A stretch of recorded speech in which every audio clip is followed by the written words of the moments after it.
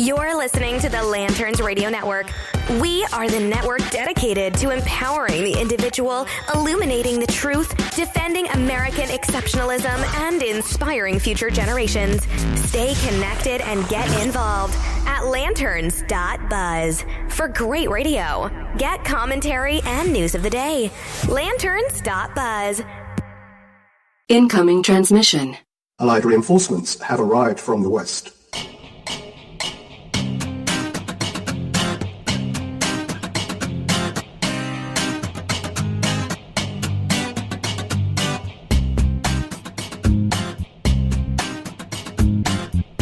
Highly caffeinated, typically vindicated, often imitated, and never duplicated. This is the Hollownet Podcast on the Lanterns Media Network. I'm your host, Matt Holloway, and the new conservative resistance begins right here, right now, with you.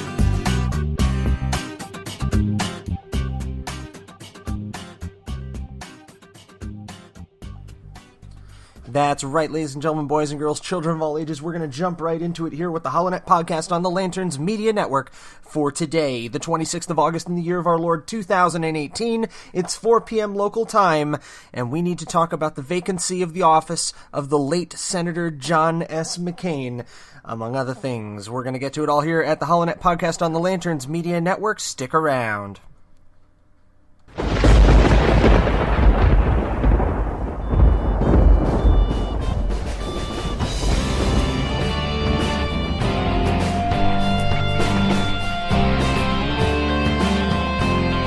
You're listening to the Hollownet on Lanterns Media Network. The millennial conservative resistance begins here.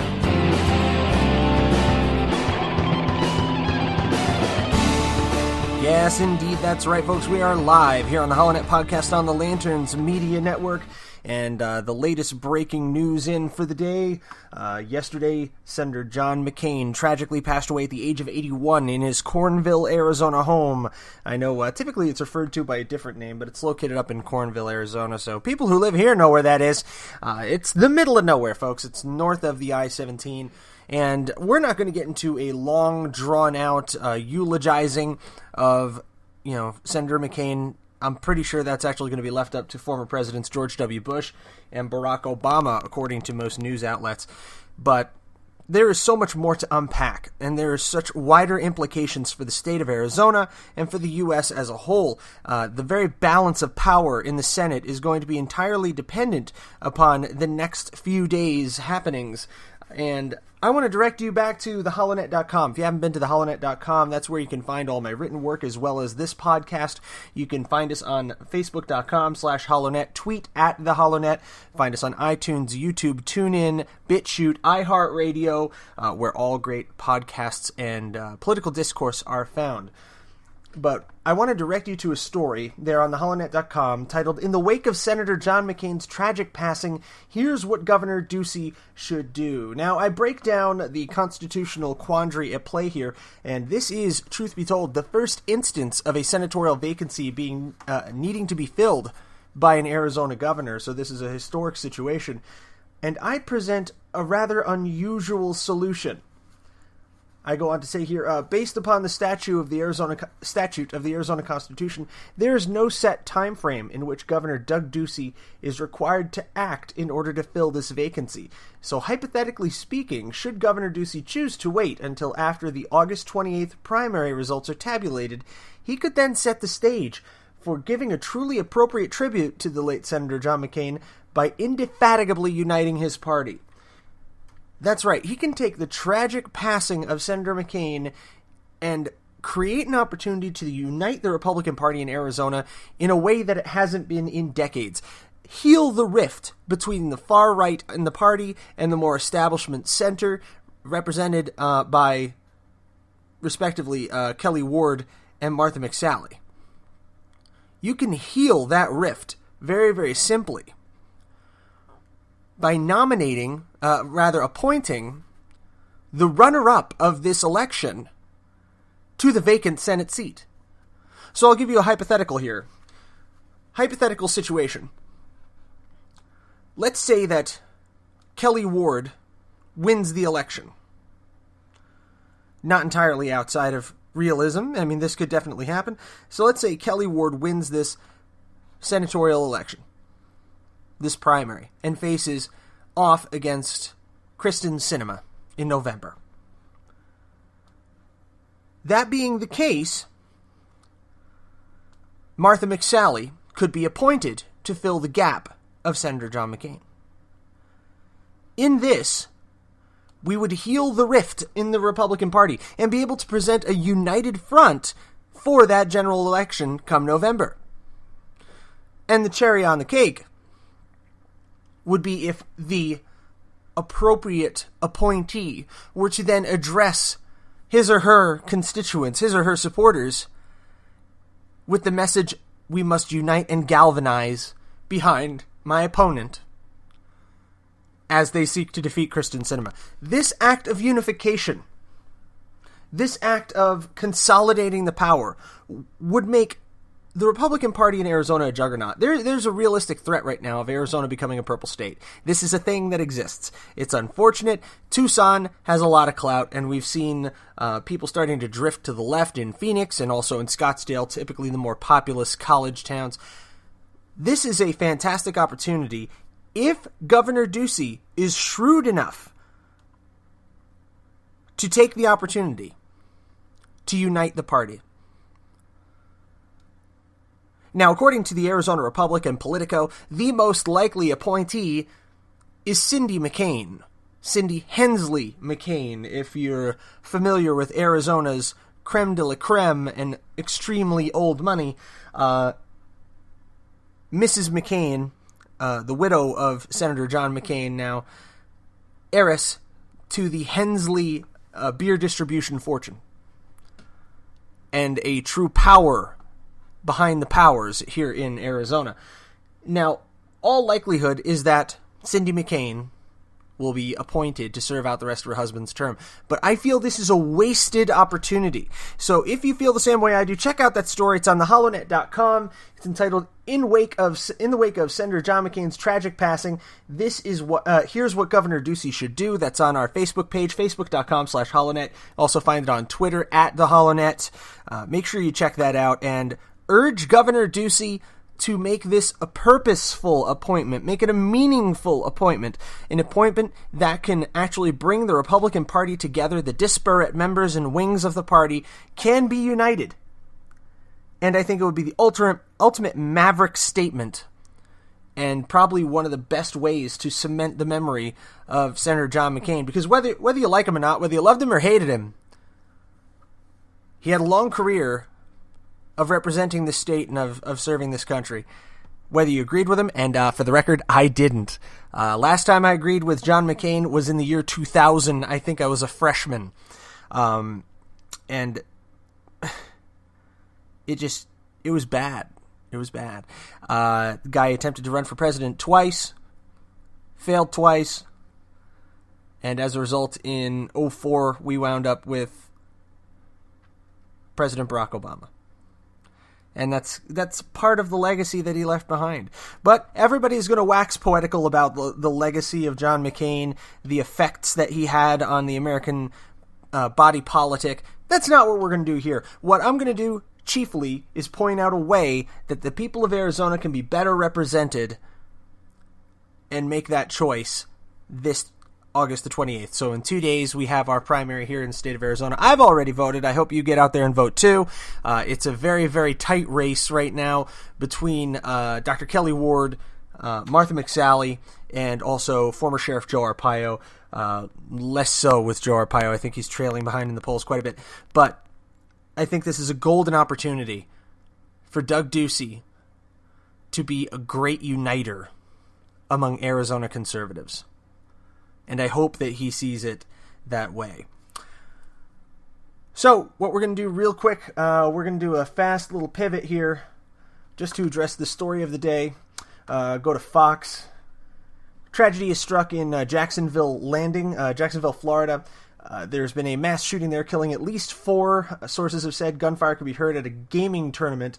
Apparently, 4 people dead, 11 others were treated after a mass shooting on Sunday in downtown Jacksonville during a gaming event at a popular shopping center filled with bars and restaurants, law enforcement sources said.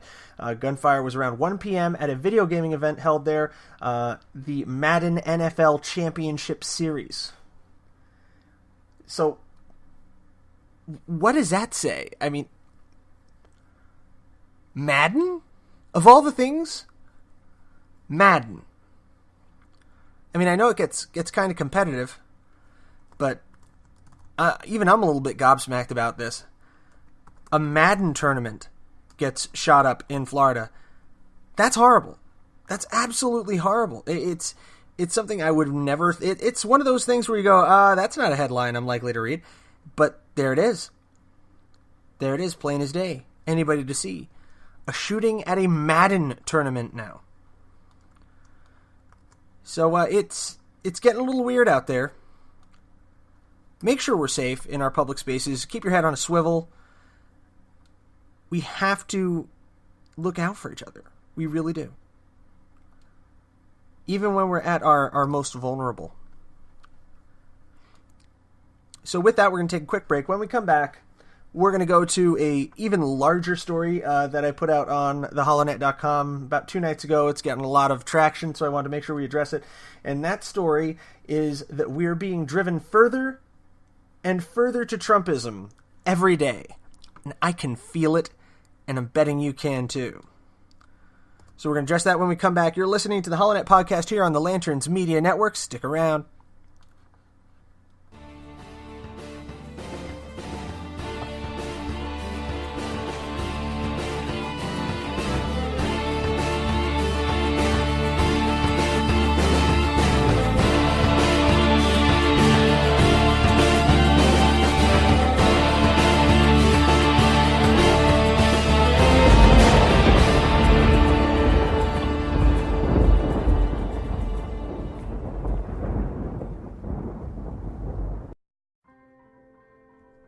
Hey everyone, this is Matt Holloway, and I hope you're enjoying our podcast so far. It's been exciting putting this together for you, and I'm looking forward to many more to come.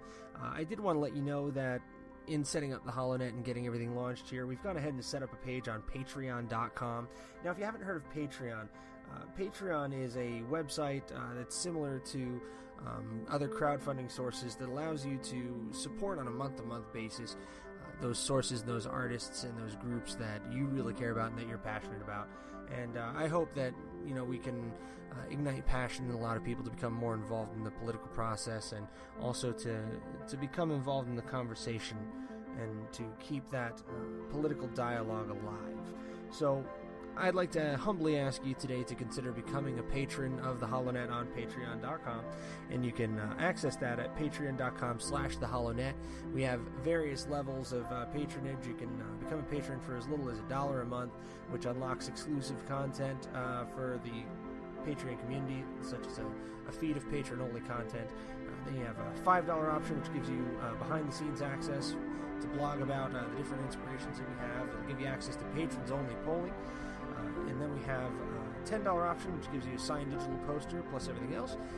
$20 option, which gives you name in the credits on the site, and all other rewards. And we even have a segment sponsor package available on Patreon, which is $125 a month, which entitles you and your business to a 60-second ad as a segment sponsor during the podcast, of course, subject to content approval. So if you would like to become a patron of the Hollownet, we would be greatly thankful to you, and it's going to go toward a solid cause of generating this sort of millennial constitutional conservative content that is so lacking in our media today.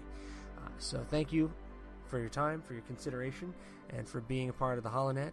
Here we hold the line against the night, and the millennial conservative resistance begins here. Allied reinforcements have arrived from the west.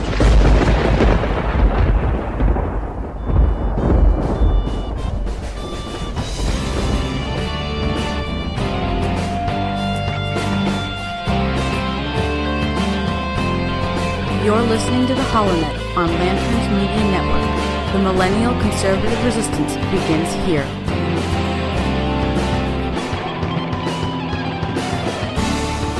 And we're back, ladies and gentlemen, boys and girls, children of all ages. I spoke to you briefly about a poll there in the Patreon ad. I wanted to make sure I let you know that we actually do have a poll up right now for the general public, not just patrons on Patreon, where you can vote over my birthday, which I took the day off from the show to celebrate. 32! Yay! 32, one of those birthdays that means nothing, really. Anyway, I got two great books by Dinesh D'Souza. I got Death of a Nation and The Big Lie. And I want to hear from you. I want to hear which one you want me to read and analyze first. I will start reading it, and as quick as I can, and as detailed as I can, because I really want to absorb it and be able to speak intelligently about it.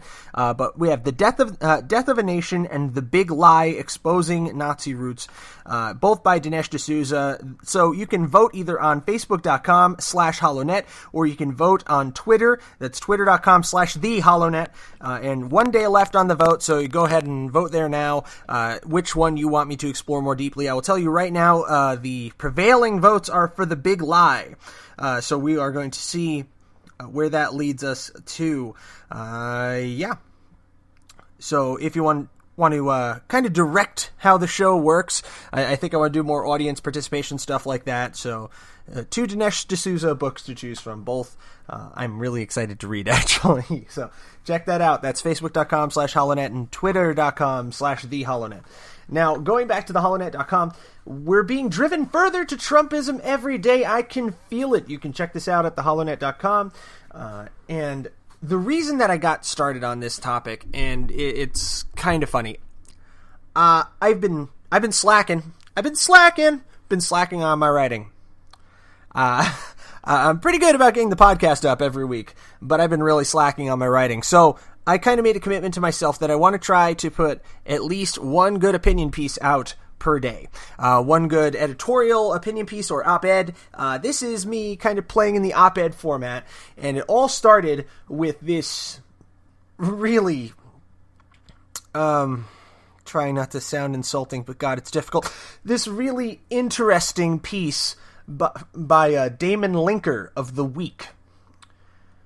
So I'll pull that up for you real quick here. Links embedded in the paragraph if you want to check it out. He said, "The lesson we refuse to learn about Republican voters." And this was published in The Week, last week, actually. And I say, if you would like a lesson as to how and why conservatives in America are being driven further and further to President Trump with each passing news cycle, look no further than Damon Linker's latest farce from The Week. Linker's opinion piece has the quixotic and utterly unique distinction of being both salient and completely tone-deaf, of acknowledging many truths of our age applicable across the political spectrum, but willfully and knowingly refusing to see the same truths in the mirror.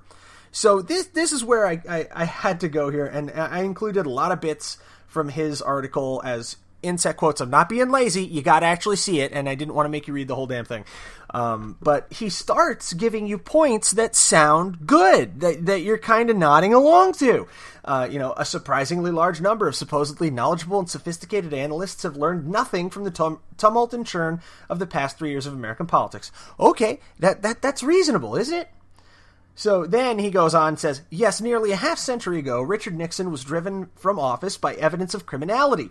But as we've seen over and over again since Trump burst onto the scene, we now live in a completely different political world, one in which those old rules and expectations simply don't apply. Okay, I'll agree with you on that. The old rules really don't apply anymore. We've learned that. Then he says, this isn't just because Trump is a uniquely effective demagogue, though he is. It's also because the bulk of Republican voters, get this, simply do not reside in the same moral and epistemological world as the rest of the country, including its centrist establishment. Hang on a minute. Hang on just a damn minute.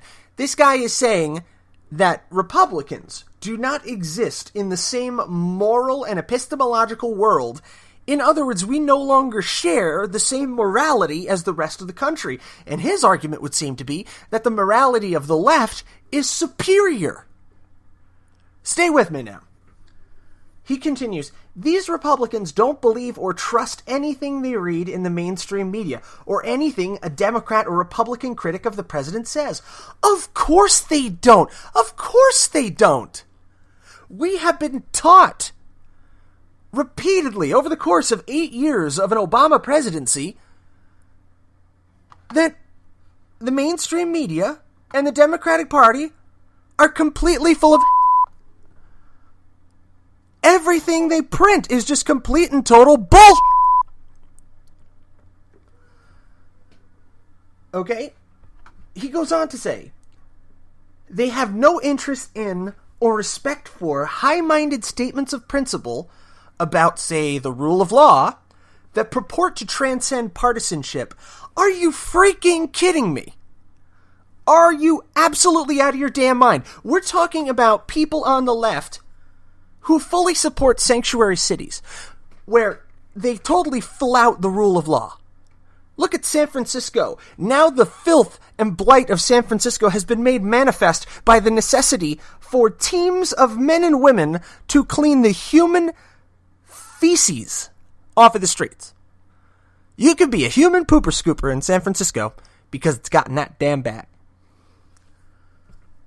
So, a lot of all caps in this written piece, so I apologize in advance, because maybe it comes across a little bit better when I'm actually talking about it like this, because you actually get the volume and the intensity of my voice when I say, wait, what? This guy is seriously asserting that Trump supporters are devoid of respect for and interest in high-minded sentiments of principle about the rule of law? As opposed to what? The far-left establishment's unending lust for the votes of illegal immigrants who are, by definition, criminals?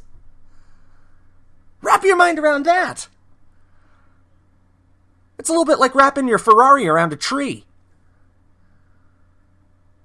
Now, all of this culminates in the outright defiant criminality of all these sanctuary cities and even whole states, looking at you, California, choosing to flout reams of decades-old immigration law, refusing to work with the law as written.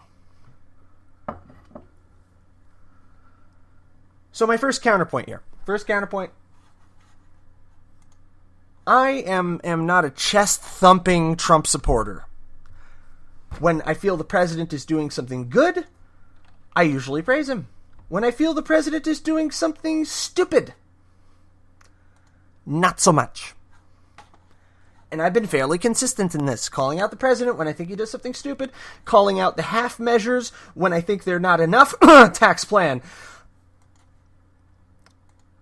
So I am not a diehard, jump over the cliff because he says to, Trumper. Nor am I a never Trumper.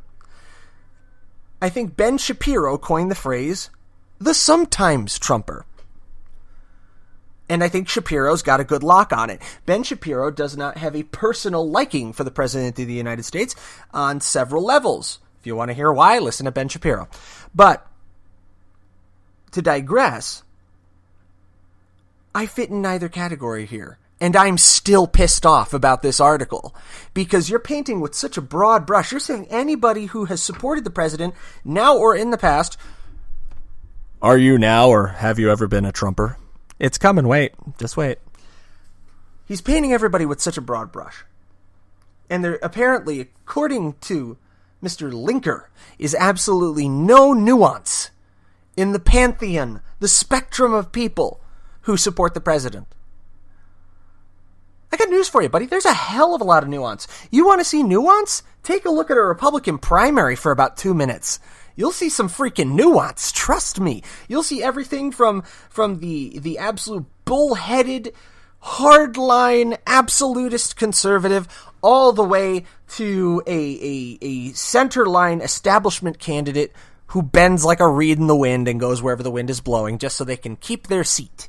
It goes the whole gamut of people who support the president at one point or another. And they may not all support the president at the same time.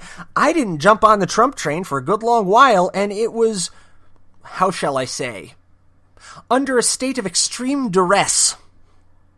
I was a person who voted for President Trump because I couldn't bring myself to vote for anybody else or to create a situation which would allow Hillary Clinton to become president. You see, I am a bit of a realist in that respect, and that gives me problems with third parties.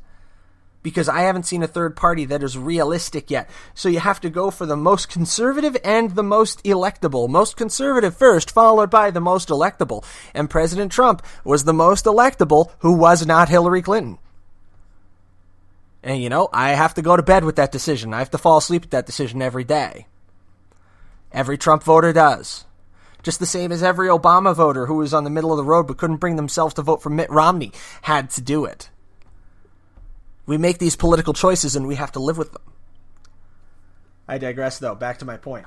The second counterpoint is for somebody who is content to point out the hypocrisy of others. I'll get to it. Damon seems rather eager to willfully ignore the simple truth that if Trump supporters are rushing to defend a man who promised to finally stand up for them, it's largely due to the utter shellacking they took at the hands of the most lawless and brazenly corrupt president in recent memory. President Barack Obama was shockingly corrupt, staggeringly corrupt, and the media was deafeningly silent during the entire 8 years of the administration. At least the mainstream media, leftist media, was. Benghazi, Fast and Furious, Solyndra, the list goes on. He goes on to say, what these Republicans care about is prevailing against their opponents, period. Accusing these GOP voters of double standards is besides the point. It's true that if any Democratic president were accused of even 1/10 of the charges swirling around Trump, pause. Obama was accused of way more than President Trump has been so far. Way more. He says the Republicans would be calling for blood.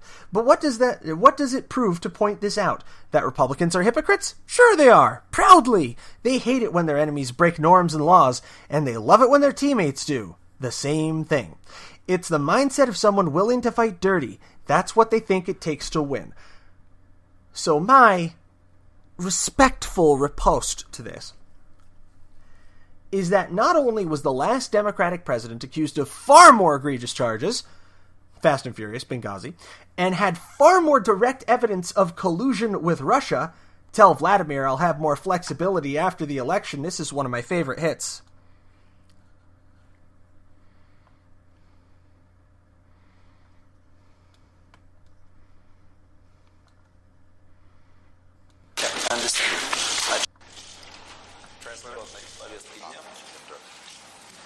My last election for you. Yeah, after my election, I have more flexibility. Yeah, I understand. I transmit this information to Vladimir and understand.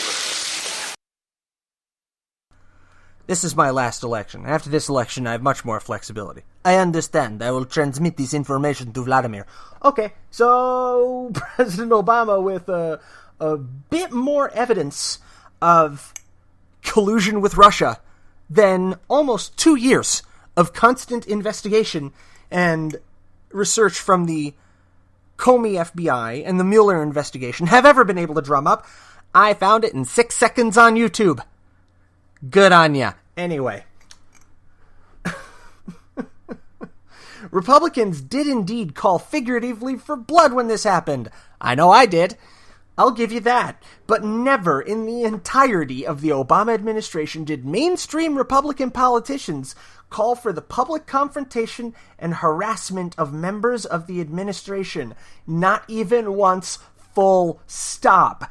Yeah, oops, paging Rep. Maxine Waters. Go to Fox News. Watchdog's Maxine Waters inciting mob violence presses an ethics complaint. Yeah. As she said, quote, when you're out there inciting mob violence against sitting Trump members, that doesn't obviously reflect... Oh, wait, hang on, sorry, that's not her quote. Hold on. That's Judicial Watch Tom Fitton told Fox and Friends. Okay, here we go. She says, if you see anybody from that cabinet in a restaurant, in a department store, at a gasoline station, you get out and you create a crowd and you push back on them and you tell them that they are not welcome anywhere anymore. Anywhere. Waters said last month. I'm going to break that down. If you see anybody from the cabinet in a restaurant, department store, or at a gasoline station, number one, who the hell calls it a gasoline station? It's a gas station. I've heard service station. I've heard, just saying the name of the station like a Circle K. Nobody calls it a gasoline station. What are you from, the 30s? Anyway. You get out and you create a crowd and you push back on them. This is literally inciting a mob. Literally. This is not me being your classic hyperbole-laced talking head. No, this is literally inciting a mob. And you tell them they are not welcome anymore anywhere. Okay, so question. If you're not welcome anymore anywhere, then what are you? If you're not welcome anymore anywhere, where does that leave you to go? Is this insinuating that these people are not welcome on the planet? Among the living? That they should be exiled from the country, perhaps? Either way, a bit shocking, coming from a woman who was once described as a front-runner for the DNC chair. Yeah, really. So back to the point I was making. Never have I seen such utter tone deafness combined with selective memory loss and myopia. If, and it's a damn big if, Americans on the right have been beaten and berated long enough to reach exhaustedly for a strong hand to defend them, it's only because the left taught us to value the mindset of someone willing to fight dirty.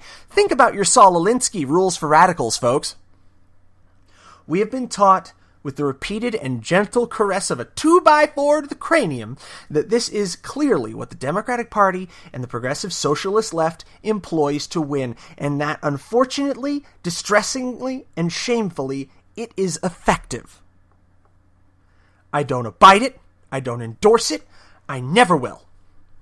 But failing to acknowledge or understand it is folly of the highest order.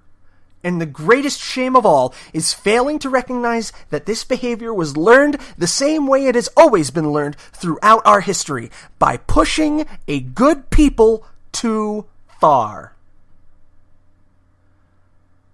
So we are being driven further into Trumpism every day. I can feel it. Can you?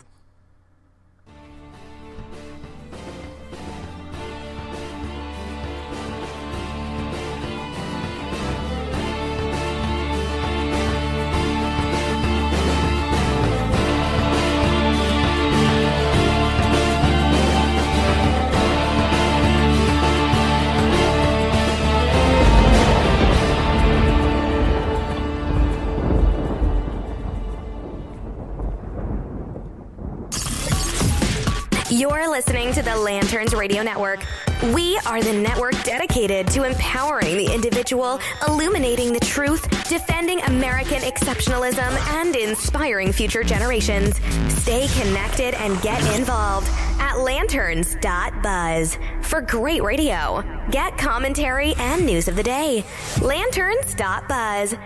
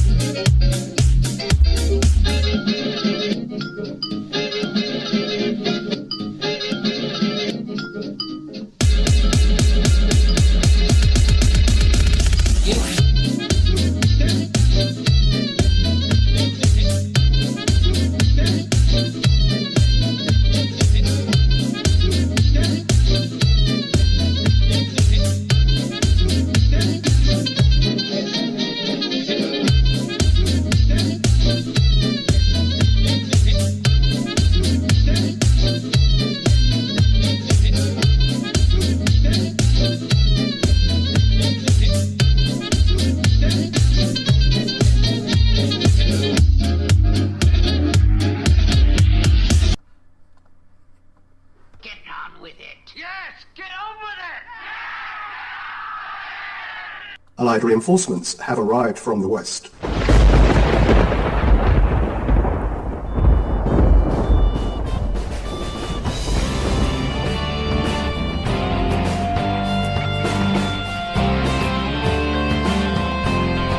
You're listening to the Hollownet on Lanterns Media Network. The millennial conservative resistance begins here.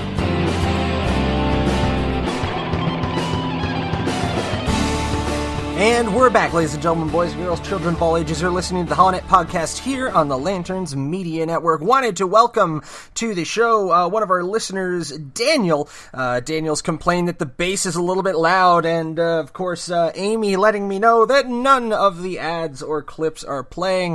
When I repost this on YouTube and on BitChute, I will make sure to put those back in post. Dear God, I need a producer. I mean, my attention span is short enough as is, but trying to make sure that all my feeds are going into the live feed plus the podcast feed. I'm now hiring at the salary of absolutely nothing because I'm broke. Producer. So yeah, it's kind of like an internship except worse. So. Anywho, I want to come back to that story. In the wake of Senator John McCain's tragic passing, here's what Governor Ducey should do. Because I put this out on Facebook into my native Arizona, and a bunch of people made sure to kick in their opinions, and I really do appreciate it. So I had told him I'm going to give him a shout out here on the show. But yeah, Daniel made a fantastic post here. He said, one note. The original intent of the Constitution's authors was that senators would represent states, not the people as a collective. Things worked much better for state sovereignty before the 17th Amendment's collectivist influence. And you got to remember, guys, 17th Amendment, when did that come about? Woodrow Wilson. So conservatives, it seems, should be happy at the governor, or better, the legislature, appointing a replacement for McCain. I cannot possibly agree more. I'm pretty happy with the notion that the governor goes ahead and makes an appointment there, but what I would get to here is that the strategic long ball approach, the way he could potentially work this to unite the party, I think the recommendation of picking the runner-up for the primary is a solid move to unite the party, to close ranks, and defend ourselves against the onslaught of Kyrsten Sinema and the Arizona Democrats. I think that's a good move here, but I do thoroughly agree.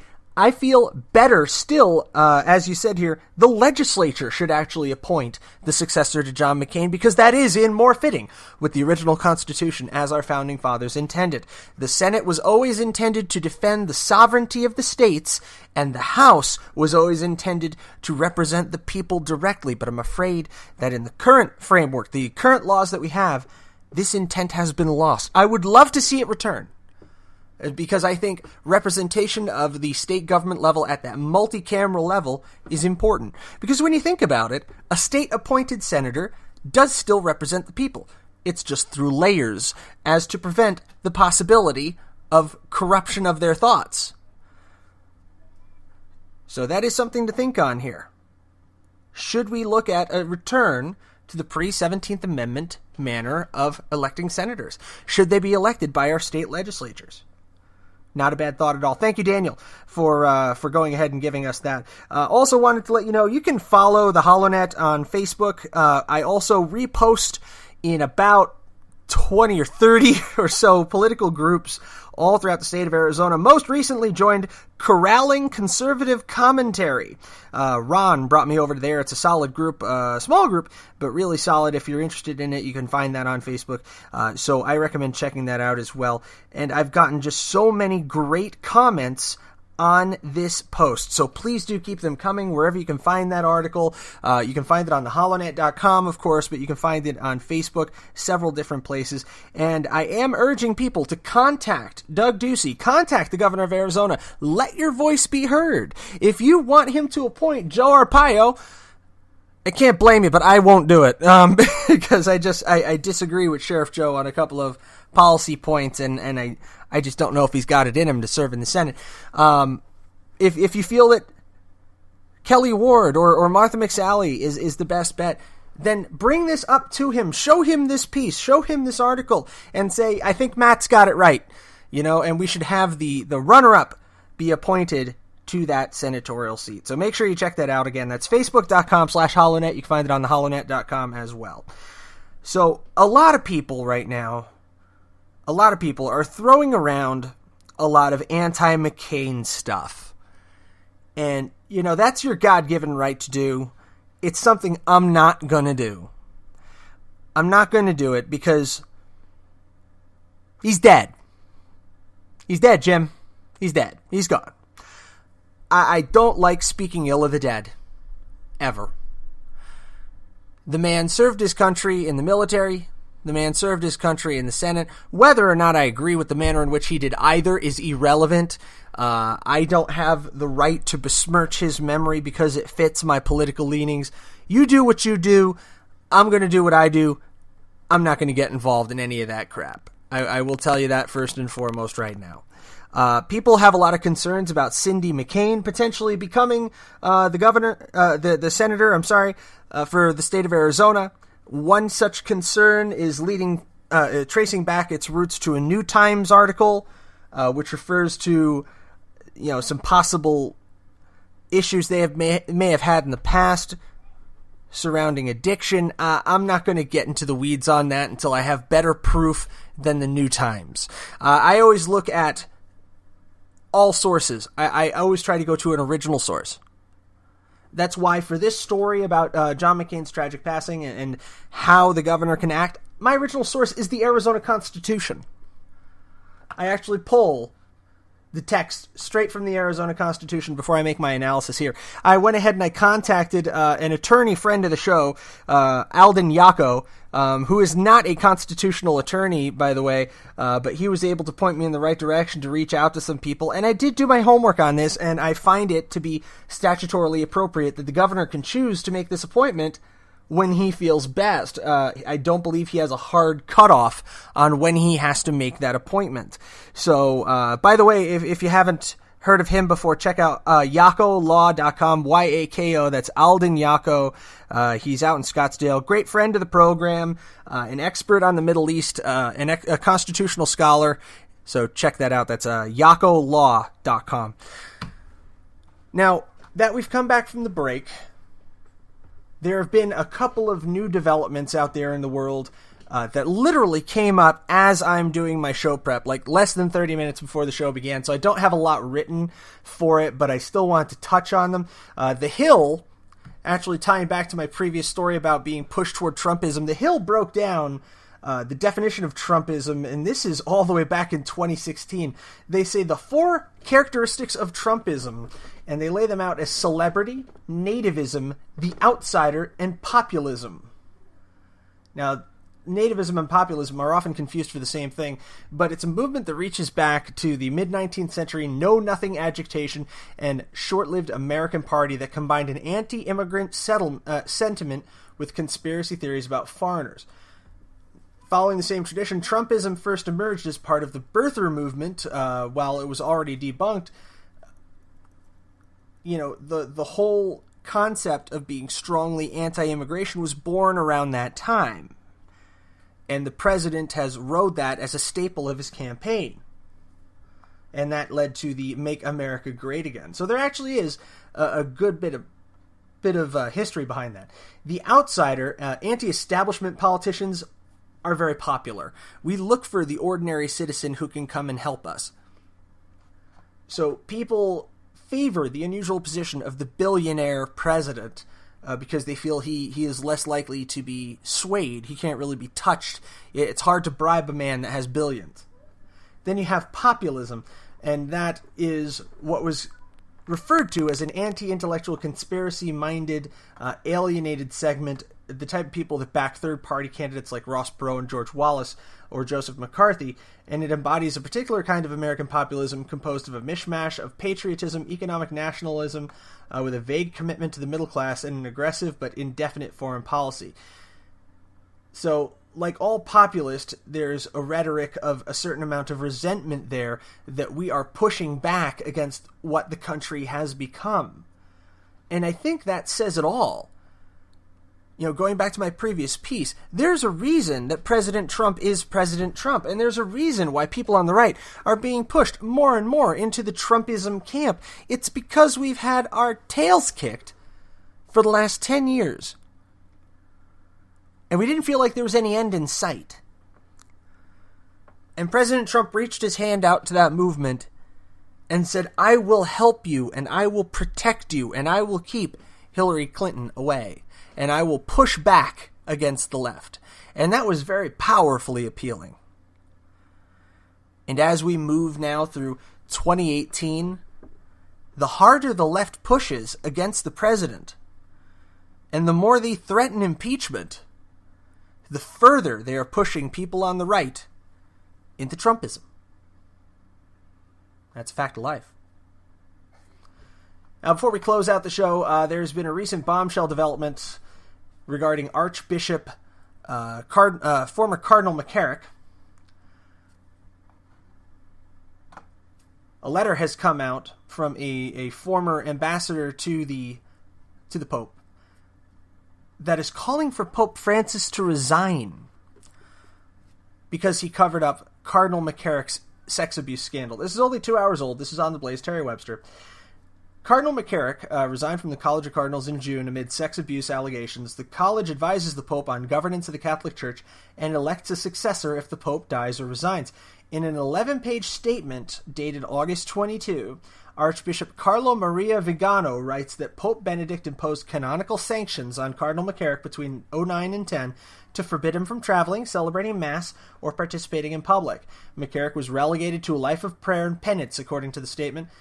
Vigano added that Pope Francis later lifted these sanctions and made Cardinal McCarrick a close personal advisor. Vigano states that he came forward because bishops must have the courage to tear down the culture of secrecy and publicity and publicly confess the truths we have kept hidden. His letter concludes with a call for Pope Francis's resignation. It appears that in the wake of all this catastrophic uncovering of the deep-seated corruption and cover-up of these sex crimes within the Catholic Church, it looks like we're seeing the implosion of the Roman Catholic Church in real time. That's something I never thought I would see in my entire life. I'm not even Catholic. I'm a Protestant, guys. And I never thought we would see something like this, where we could not only have seen, everybody said the resignation of Pope Benedict was a once-in-a-lifetime thing. It never happens. Hadn't happened in like 1,000 years of Pope stepping down. Now, could we see two? Could we see one Pope step down due to his age and due to his feeling like he can't serve well? Because that's mainly what motivated Pope Benedict. He didn't feel that he was the right Pope. He felt he was too old and that, he had done all he could for the Church. And now you have a younger and more vigorous Pope Francis who is being urged to resign due to his impropriety. I mean, who's ever heard of a Pope being asked to resign in shame? I mean, it boggles the mind. We are living in strange times. Strange times.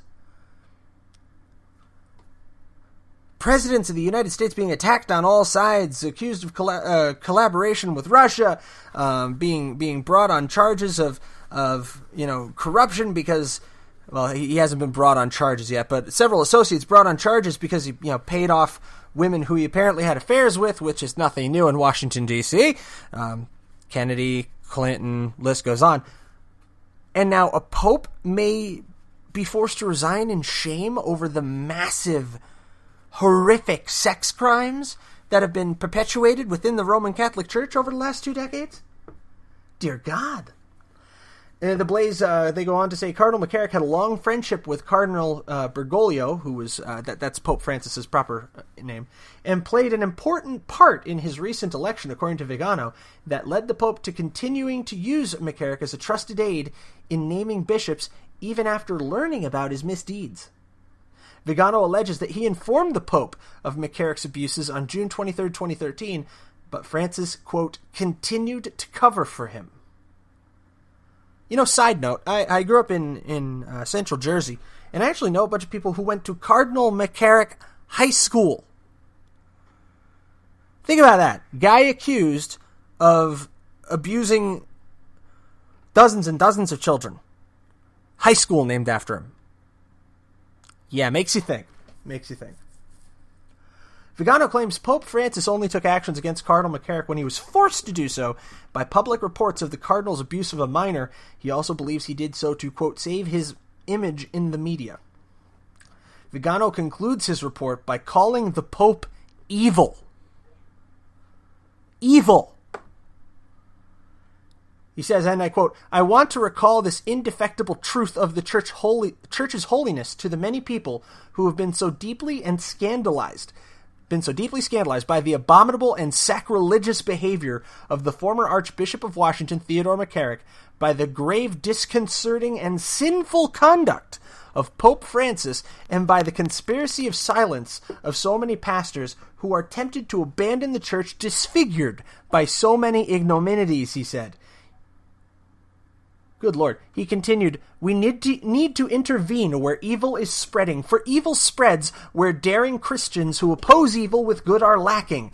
If this is rightly to be considered a serious moral responsibility for every believer, how much graver is it for the Church's supreme pastor, who in the case of McCarrick, not only did he not oppose evil, but he associated himself with evil.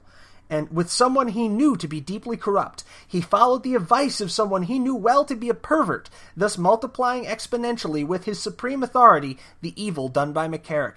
How many other evil pastors is Francis still continuing to prop up in their active destruction of the Church? Vigano also called for the Pope himself and anyone else involved in the cover-ups to resign. Now, without getting too vulgar here, as I've got like a minute left, I want to just point out that at any other time in history prior to like the 1900s, this guy be dead. He dead, son. He be dead. They would kill him. He needs security on him 24 hours a day now. If he hasn't got it, he better get it. He would be dead at any other point in history. To call a sitting pope evil and to demand their resignation at any other point in human history is putting a bullseye between your eyes. This man truly needs to be lauded for his supreme bravery, for his incredible courage. So, in your prayers tonight, if you're Catholic or not, say a prayer for Archbishop Carlo Maria Vigano. Say a prayer for him, because he needs all the sincere protection, spiritually and physically, that we can muster. This guy, he's got a set of stones on him. And I'll leave you with that on this Sunday, August the 26th, in the year of our Lord 2018. Good night. God bless you. God bless Cardinal Vigano, Bishop Vigano, rather. And God bless the United States of America. From Phoenix, I'm out.